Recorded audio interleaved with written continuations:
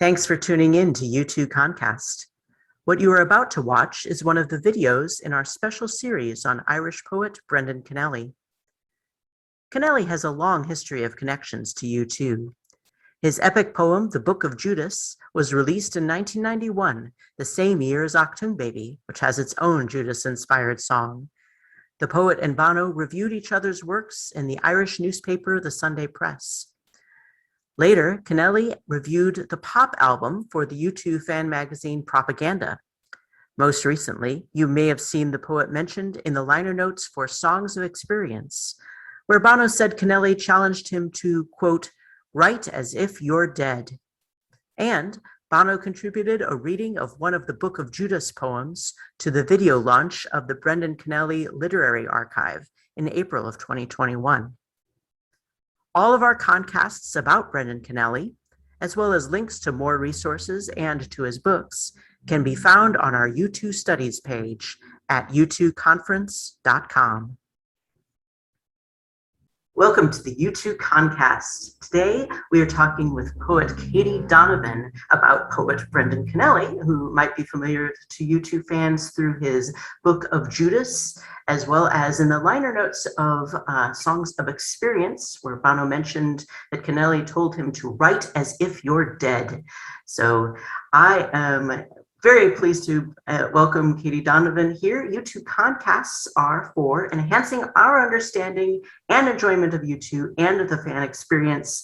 All of you listening, we'd love to hear from you in the comments below or by reaching out to us at u2conference.com. Please like and subscribe to our channel to stay up to date with our conversations. And thank you for tuning in. And thank you, Katie, for joining me today. My pleasure. Tell me about Cannelly as a teacher. I understand he was a teacher of yours at Trinity College. Yes, in 1980 to 84 was when I did my degree, and part of my degree was studying English literature, and Brendan was my teacher for several modules.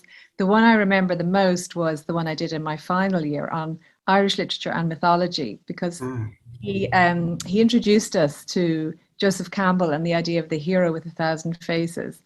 And then we studied some of the classics in the Irish canon, including Ulysses, the plays of Yeats, and a host of others.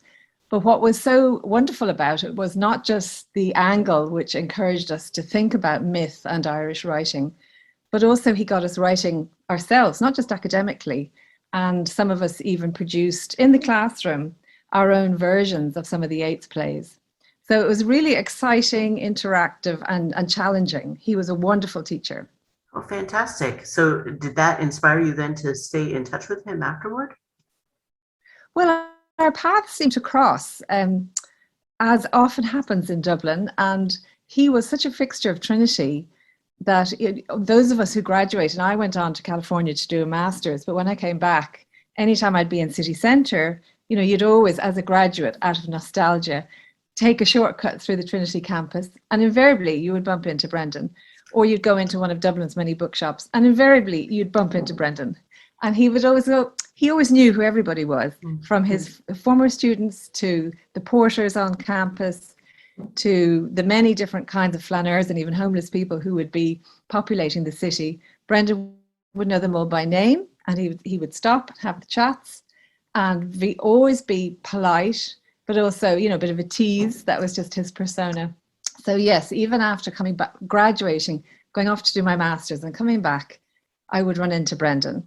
And then because I was writing my own poetry, we'd end up at the same poetry events, and so on and so on. But the grounding I got as an undergraduate in Trinity, particularly with teachers like him, was just unique. And I feel so blessed and privileged to have had that experience.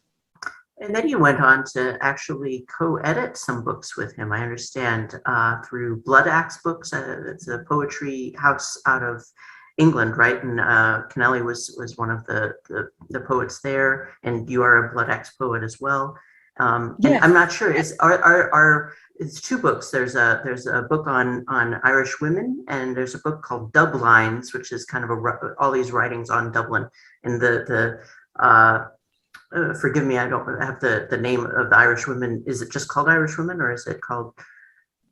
Yes, Irish Women, Writings Past and Present. So the one about Irish women came first, and that was published in 3 different countries by Norton in the US, by Kyle Cathy in the UK, and by Gill Books here in Ireland. Got it. And it was Derry Jeffers, also known as A. Norman Jeffers, sadly no longer with us, a wonderful academic and specialist in Anglo-Irish literature, who was the 3rd editor on that. There were 3 of us.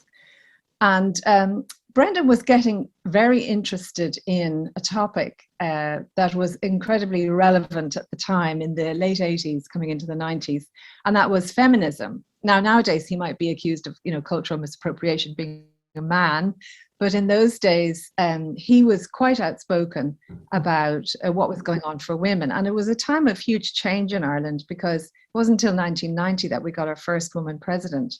And women were becoming, increasingly aware of feminism, which came a bit late to Ireland. I know it was the 60s for most other civilized countries, but it came a bit late here. And Brenda was very outspoken on shows such as The Late Late Show, and in his version of that classic, that Greek classic Medea, about how badly women had been treated and how they needed to have their own voices. And I think one of Brendan's, big talents and achievements as a poet, and indeed playwright, I mean, he's just been so prolific, is to give voice to the marginalized, to the overlooked, to the scapegoat, to our own shadow selves. And so his being very outspoken about women and about how they'd been overlooked kind of fed into us editing that anthology of Irish women's voices. And we deliberately decided, it was his idea. Basically what happened was, there was a very big academic official 3-volume anthology of Irish writing called the Field Day Anthology of Irish Writing that came out in the early 90s. And there were very few women in it. And so the big debate in the Irish Writers' Centre. I was working for the Irish Times as a features writer at the time. So I was sent up to cover the debate in the Irish Writers' Centre about this anthology, which was receiving a lot of criticism from the likes of the wonderful Evan Boland, herself, very outspoken feminist, for the fact that it had left out so many women. And there was quite a lot of controversy. And my piece came out in the Irish Times, and Brendan rang me and he said, "Katie, we have to do something about this. What do you think? We'll do our own anthology. And I'll get Derry, who had been, it was like 3 generations, because I had been Brendan's student and he had been Derry Jeffers' student in Leeds. So it was like 3 generations of academics, and we'll tackle this together." So it was his baby, but we had so much fun putting it together. And of course, we had like 3 times too much material. And his idea was to structure it in such a way that it was thematic. So the first section was about women in childhood, and the last section was about women in old age. And then the middle sections were about marriage, and then there was a wonderful section called The Bit of Strange, which was, women being wild and having affairs and all that. And there were songs, and there was journalism, and there was travel writing. So it was a big baggy monster, but it had a huge range of not just women's voices, but extracts from writing by men, which were about women. So we didn't want to be separatist and just have women in it. It was just kind of copying what everyone else was doing by including all the voices, but making Irish women the central subject. It just, I think, just became more inclusive. So that was that came out in 1994, and as I said, it was a lot of work and a lot of crack, good fun, putting it together. And then Dublines, was it a similar process that you just decided it was time to have this type of voice heard about the city of Dublin?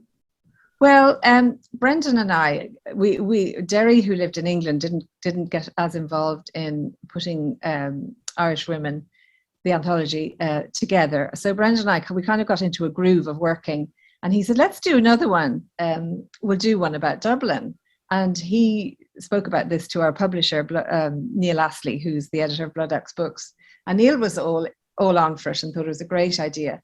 So we used the same template of having thematic headings about the city. and then having all sorts of, again, ballads and new extracts from newspapers, and old Dublin, new Dublin. So it was a lot of fun, very educational, and also a lot of hard work. And that came out in '96. So those were the two anthologies. And the thing is, Brendan, he was born in Kerry. He's now living in Kerry, and his enormous family mostly live in Kerry. However, he spent a great deal of his life in Dublin. And being a chronic insomniac, he used to get up very early, and he'd go out and walk around the city. And it was a real flaneur. So Dublin was a huge part of his life, not just the sort of ivory tower life within the walls of Trinity. But Trinity is located in the heart of Dublin, which has many different faces. There's the bustling shopping streets, but there's also the back alleys where heroin users are shooting up. Dublin has many facets. And he was being such a Democrat, being a man who acted as a conduit for so many voices. He was aware of all Dublin's sides, the underbelly and the proud, shining capital city, and the river and the suburbs. So I think an anthology about Dublin was a very natural thing for him to want to put together.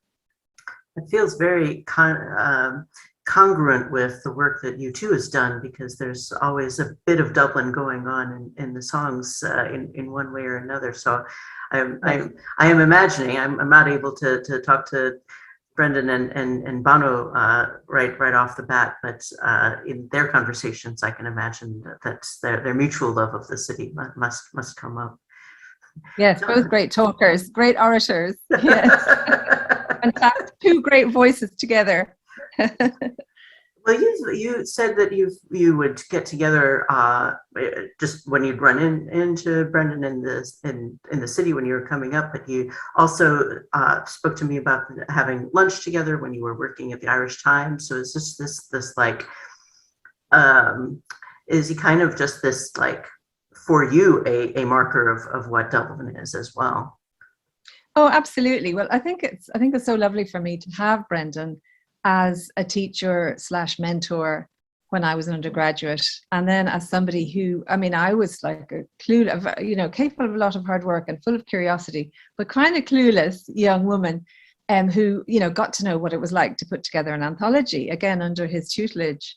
So he was always very good to me, and that was just Brendan. He was very generous and kind with everybody, and particularly with young and upcoming writers. He agreed to launch my first book of poetry, A Watermelon Man, in 1993, which was launched in Bewley's Cafe, which is one of the places he loved to frequent. Yes. And he was just sort of there as this benign, encouraging presence for so many of us younger poets. And I suppose we all really took him for granted in a way. It's funny now that I'm older and there's, many younger poets coming after me, and I'm getting asked to launch books and write blurbs and, what do you think of this and all that? And I'm realizing it's an awful lot of work, which as a younger poet, you completely, you just take this generosity for granted and you think, oh yes, I deserve all this. But he was just unstinting in his generosity. I remember one day just walking through city centre with my then boyfriend, running into Brendan, and he immediately started this wonderful soliloquy about what he'd been thinking about our Irish tendency to be ashamed and to be afraid, and he said, let's go to Bewley's and have coffee and we'll talk some more, and it was just like being given a free sort of wonderful pep talk / lecture. It's just stimulation for the brain, and so generous and fizzing with energy. And that was just one of the times that I ran into him.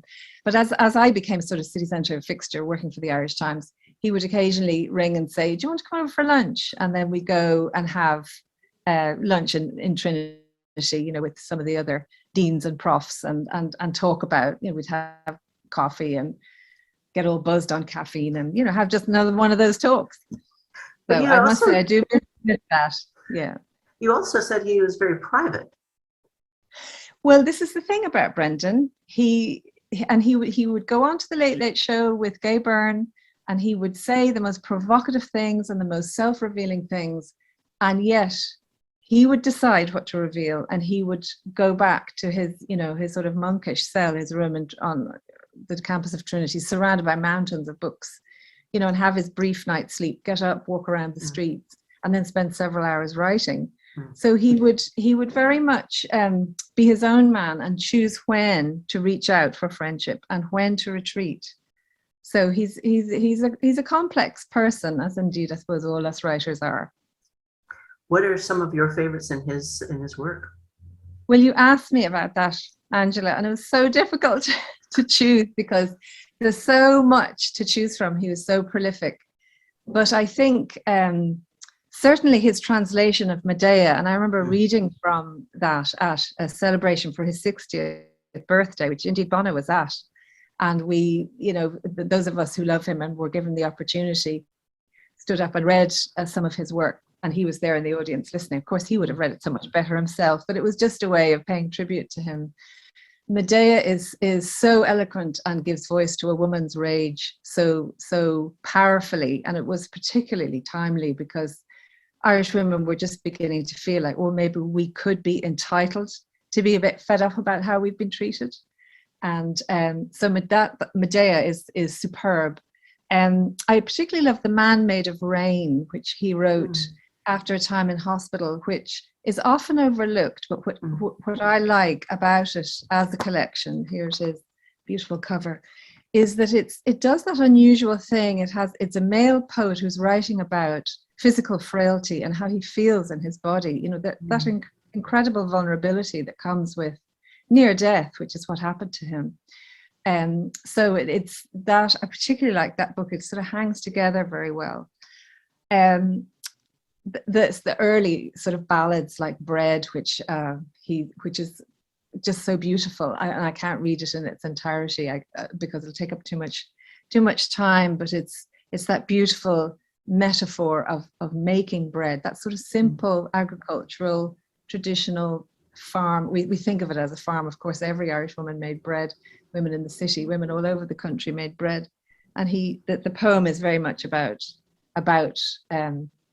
bread and about the origin of life and about how women are so central in that. But am I allowed to read one short one? Please. Yes. Okay. So this is the one that just always makes me cry. And I have huge respect for the fact that having, he was so accomplished in his earlier writing. And then he decided to go into free verse and to be more radical and to do something different, like Yeats. I often think he's very like Yeats for many reasons. And I won't bore you with all the details, but Yeats kept changing and kept challenging himself to do something new, and as an old man, a respectable senator, he invented, Crazy Jane, this sort of bawdy woman of the roads, to be his mouthpiece. And Brendan decided in his wisdom to write a book about Oliver Cromwell, who is hated in Ireland as this awful English villain who came over and savaged us. And he decided that he would write a sort of dialogue between Buffoon, who is kind of, Paddy Irishman, and Cromwell. And he would just skip through the ages and address what Cromwell did, the original Cromwell, but also imagine, Cromwell as contemporary, car salesman, or he got very inventive with it and sort of questioned our whole ideas of blame and victimhood and prejudice and inherited hatred, which has been a huge problem between the island of Ireland, which he calls Little Ireland, and then Little Island, and then Britain, which he calls Big Island. So Cromwell is a whole book of poetry, which again, thematically holds together so perfectly. And this is one just short section about forgiveness, basically, towards the end of the book. It's called The Ship of Flame. The ship of flame defined the Irish Sea, bearing Oliver's corpse home to England. But there were maddened people in that island who would not grant him final peace. So the ship of flame turned back to Ireland, tried Waterford, Cork, Dublin, Galway. But there were maddened people in that island too, who refused him burial in their earth. Then the ship of flame embraced the sea, went down among the other dead to find repose among the shells and sand, among the whispers and the thunders and deceits, among the weeds and bones and watchful rocks. And there was peace because the sea is blind.